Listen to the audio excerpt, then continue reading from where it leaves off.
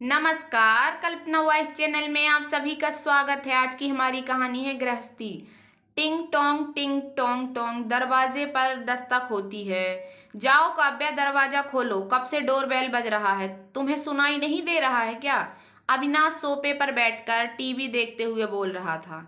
रसोई से गुस्से में निकलते हुए काव्या अविनाश को कहती है, अरे तुम्हें सुनाई नहीं दे रहा क्या? मैं रसोई में काम कर रही हूँ और तुम यहाँ बैठकर मजे से टीवी देख रहे हो। ये नहीं कि उठकर दरवाजा खोल दो। मैं क्यों खोलूं भला दरवाजा? एक दिन ही तो मिलता है छुट्टी का, वो भी तुम्हारे कारण खराब कर दूं।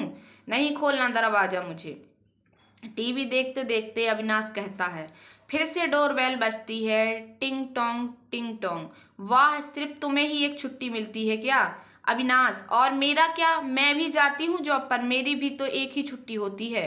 पर मदद करने की बजाय सेठ जी बनकर हुक्म चलाते हो। जाओ, मैं भी नहीं खोलती दरवाजा। गुस्से से बोलते हुए काव्या अपने पैर रसोई की ओर बढ़ाने लगती है। तभी हल्की सी आवाज आती है दरवाजे के उस पार से, अविनाश। ये तो सुनी हुई आवाज लगती है। काव्या को ऐसा आभास हुआ कि ये अविनाश की माँ कमला जी की आवाज है। इसलिए बिना देरी किए काव्या दरवाजा खोलने चली जाती है। दरवाजा खोला तो सामने सासू माँ खड़ी थी। काव्या पैर छूकर प्रणाम करती है। खुश रहो बेटा, कहते हुए आगे घर में प्रवेश करती है और साथ में ये भी कहती है, कितनी देर से मैं दरवाजे पर लॉक कर रही थी, क्या तुम्हें सुनाई नहीं दिया? वो मम्मी जी, काव्या कह ही रही थी कि अविनाश भागता हुआ आता है और अपनी मम्मी को प्रणाम करता है और कहता है, वही तो मम्मी, कब से मैं काव्या को कह रहा था कि देखो जाकर कोई बेल बजा रहा है, पर यह आराम से टीवी देख रही थी और उल्टा मुझे कहती है कि तुम जाकर दरवाजा खोलो। मैं बेचारा किचन में इसके लिए खाने की तैयारी कर रहा था। अब आप ही बोलो मम्मी, मैं कैसे खोलता दरवाजा? कमला जी अपने बेटे और बहू दोनों को बहुत अच्छे से जानती थी, इसलिए झट से उन्होंने अविनाश का कान मरोड़ते हुए कहती हैं, मुझे पता है अविनाश कौन क्या कर रहा था और कौन एक नंबर का आलसी सुस्त है। इसलिए अपनी माँ को उल्लू बनाना बंद कर। तेरी माँ हूँ मैं अविनाश, बचपन से जानती हूँ तुझे कि तू कितना बड़ा कामचोर है। घर के काम से तू तो जैसे जी चुराता है, पता है। तेरे चेहरे से फड़क पकड़ लेती हूँ मैं। मेरी बहू को बदनाम करना बंद कर।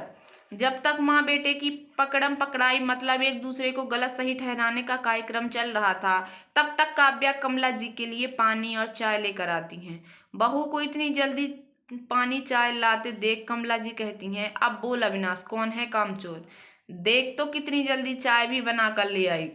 और तू कहता है काव्या आराम से टीवी देख रही थी। अभी 2 साल पहले ही अविनाश और काव्या की शादी हुई थी। दोनों किसी आईटी कंपनी में काम करते थे और अपने माता पिता से अलग रहते थे। उन दोनों में आए दिन घर के कामों को लेकर तू मैं होती रहती थी। अविनाश थोड़ी आलसी था और उसने कहीं ना कहीं पुरुष अहम भी था, जिसकी वजह से वो घर के कामों में काव्या की मदद नहीं करता था, जिससे परेशान होकर उसने अविनाश की शिकायत उसकी माँ यानी अपनी सासू माँ कमला जी से कर दी थी। कमला जी कभी सुलझी हुई महिला थीं, जिसे अपनी बहू के एहसासों की फिक्र थी। बेटा, गृहस्थी की गाड़ी कभी एक पहिए से नहीं चलती। कभी देखा है तुमने सारा बोझ सिर्फ एक ही पहिए पर पड़ते हुए? ठीक उसी प्रकार सारा बोझ तू सिर्फ अपनी पत्नी पर नहीं डाल सकता, वो भी तुम्हारे गृहस्थी की गाड़ी अच्छे से चलाने के लिए भौतिक सुखों के साधनों को जुटाने में तुम्हारी मदद करती है। तो फिर तुम क्यों नहीं कर सकते गृहस्थी से जुड़े काम में काव्या की मदद? तेरा भी तो फर्ज बनता है पूरी मदद करने का। ये घर जितना तेरा है उतना काव्या का भी है, तो फिर मिलजुल कर घर के काम करो ना बेटा। अविनाश, गृहस्थी की गाड़ी शादी के पहले तक उस बंजर भूमि की तरह होते हैं जैसे खेत का मालिक हल में 2 बैल के जोड़े से जोतकर उपजाऊ बनाते हैं, तब जाकर उस भूमि पर फसल उगते हैं। ठीक वैसे ही तुम दोनों को प्यार से इस गृहस्थी को चलाना है, तभी तो सुंदर सुंदर फूल खिलेंगे। सुन लिया अविनाश आपने मम्मी जी की बात?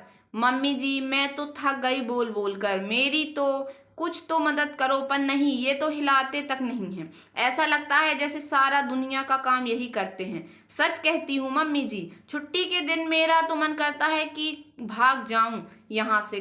अरे वर्किंग डेज में भी मैं सारा काम करूं और छुट्टी वाले दिन भी, सच्ची कहती हूँ मम्मी जी। अविनाश की ऐसी ही आदत रही तो मैं एक दिन इनको छोड़कर चली जाऊंगी, फिर संभालते रहेंगे अपनी गृहस्थी।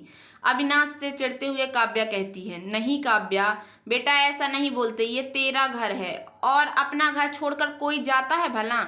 सुन बेटा, एक काम करना, इस नालायक को ही भगा देना घर से, या फिर जब तक खुद से बनाकर नहीं खाए से खाना मत देना।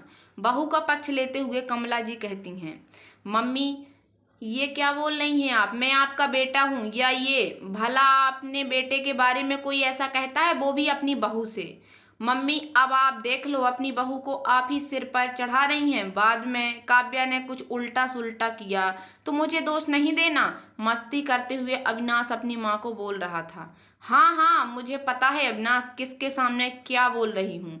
मुझे ये भी पता है कि मेरी बहू ऐसा कुछ कभी नहीं करेगी। मुझे पूरा यकीन है अपनी काव्या पर। अब तू किचन में जा और मेरे लिए खाना बना। आज तेरे हाथों का खाना खाना है मुझे और मेरी बहू को। मम्मी में अपनी तरफ उंगलियों का इशारा करते हुए अविनाश कहता है, मस्ती वाले अंदाज में। अविनाश कहता है, हाँ तू अविनाश, तुझे ही बोल रही हूँ। अविनाश प्यार से अपनी माँ का हाथ पकड़कर कहता है, माँ मैं कैसे बना सकता हूँ खाना जब दो दो औरतें घर में हों और वो भी दिल के सबसे करीब रहने वाली। ऐसे में आप अपने बेटे से खाना बनवाओगे?